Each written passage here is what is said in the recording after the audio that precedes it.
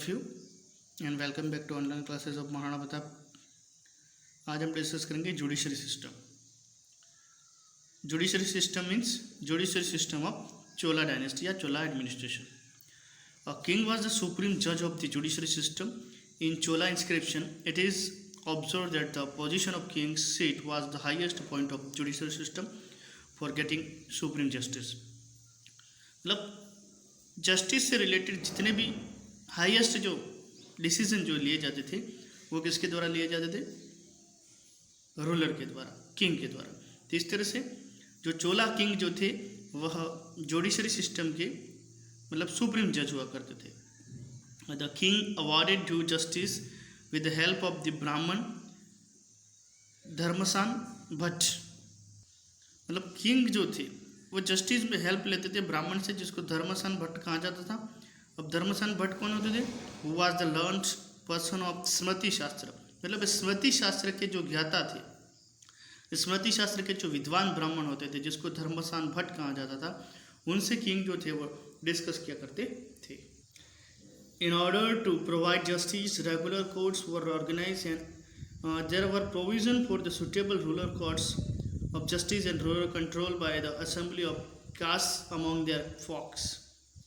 A local subordinate courts used to order only in of petty matters. There were provision of financial as well as social punishment.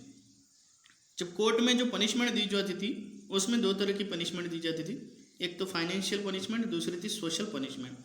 Normally financial punishment amount to pay in form of gold coins called kasu. Very very important line, tick लगाना इसको। क्या important इसमें question आता है, what was cashew? Cashew क्या था? Cashew जो थे वो गोल्ड कॉइन थे।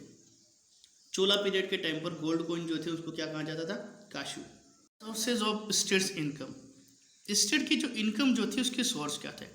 The main source of income of the state was land revenue. Generally जितनी भी हमारी डायनेस्टी या जितने भी हमारे एडमिनिस्ट्रेशन सिस्टम जो थे उसमें मोस्ट ऑफ जो इनकम जो होती थी स्टेट को वो रेवेन्यू से ही होती थी, land revenue. Before deciding the quantum of revenue proper survey of the land, it's classification, measurement etcetera was done.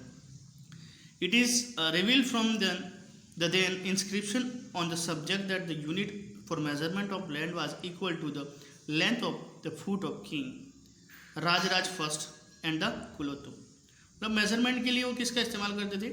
जो राजराज फर्स्ट और कुलोत्तुंग की जो पैर की जो लंबाई थी उसके बराबर वो मेजरमेंट की एक यूनिट जो थे उसको इक्वल मानते थे। The tax on the land was decided after examination of the fertility, annual crop cycle etcetera. Perhaps during the Chola period the tax on the land was 1/3 of the cost of the product. मतलब जो production का जो 1/3 part जो था वो as a tax collect किया जाता था। Apart from tax on land, description about other types of taxes as below is also found therein. Land tax के अलावा और कौन कौन से टैक्सेस कलेक्ट किए जाते थे? तो उसमें फर्स्ट है अयान। रेवेन्यू टैक्स जो था उसको अयान कहा जाता था। मनाई रियाई हाउस टैक्स था। Kadai irai taxes on the commercial building, जो कमर्शियल बिल्डिंग के ऊपर जो टैक्स लिया जाता था उसको कधेरी कहा जाता था। मकानमाई प्रोफेशनल टैक्स था। Survival tax, tax on livelihood. ये कुछ अलग प्रकार के टैक्सेस जो थे वो कलेक्ट किए जाते थे। आप इसको नोट डाउन कर लेना। The competent higher officer was called varik potgak. इसको भी टिक लगाना है। जो हायर ऑफिसर जो था उसको कहा जाता था varik potgak. Taxes on trade and commerce, imports and exports, irrigation etcetera were other sources of state income. The revenue amount was spent on the administrative and the public welfare activities. Provisional administration. The empire was divided into several provinces called mandalam. Very very important line, tick लगाना इसको। The Chola administration में जो पूरा empire जो था उसको अलग अलग प्रोविजनल में प्रोविंसेस में डिवाइड किया गया था। उन प्रोविंसेस को कहा जाता था mandalam. Their administration was called mandal mudali, who generally was the member of a royal family and on was appointed by the king। मतलब प्रोविंसेस का जो एडमिनिस्ट्रेटर जो था उसको मंडल मुदाली कहा जाता था, जो कि रॉयल फैमिली से होता था और उसको अपॉइंट कौन करता था? King self. The provinces had there officers, army and court system. Befitting their administrative purpose, the provinces were further divided into Valandu, Kottam. अब एक छोटी सी टेबल बना दें ताकि इजी हो जाए। पहले ऊपर लिख देना चोला मंडलम या चोला एडमिनिस्ट्रेशन, फिर चोला एडमिनिस्ट्रेशन को डिवाइड कर देना आपको मंडलम में, मंडलम को डिवाइड करना है वलांडू यानी कोट्टम, फिर आगे नाडू डिस्ट्रिक्ट्स और Kurram group of village and lastly the village. मतलब चोला एडमिनिस्ट्रेशन में एडमिनिस्ट्रेशन की सबसे लास्ट यूनिट जो थी या सबसे स्मॉल यूनिट जो थी वो थी विलेज। विलेज से बड़े क्या थे? कुर्रम। कुर्रम मतलब ग्रुप ऑफ विलेज, कुछ गांवों को मिलाकर कुर्रम बनाया जाता है। जैसे हम देखते हैं आज विलेज के बाद में होता है हमारा तहसील, तहसील के बाद में डिस्ट्रिक्ट के बाद में स्टेट और स्टेट के बाद में हमारा पूरा कंट्री का एडमिनिस्ट्रेशन आता है। उसी तरह से विलेज के बाद में कुर्रम के बाद में नाडू के बाद में कोट्टम या वलांडू जो भी बोलना चाहो, और कोट्टम से बड़ा होता था प्रोविंसेस यानी कि मंडलम, और सभी मंडलम को मिलाकर फिर चोला एडमिनिस्ट्रेशन बनाया जाता था।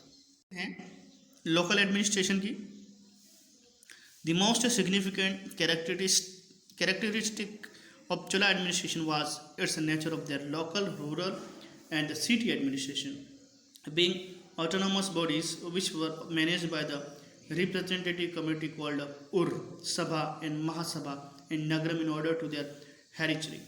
Very very important line tick लगाना इसको।